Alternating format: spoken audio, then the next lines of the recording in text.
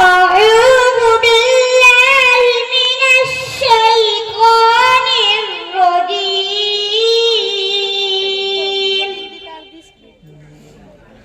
بسم الله الرحمن الرحيم.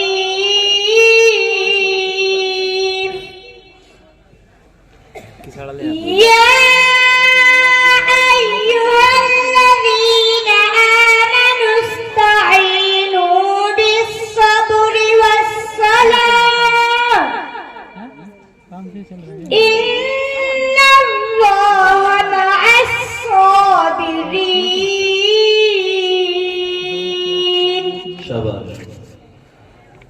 ولا تقولوا لمن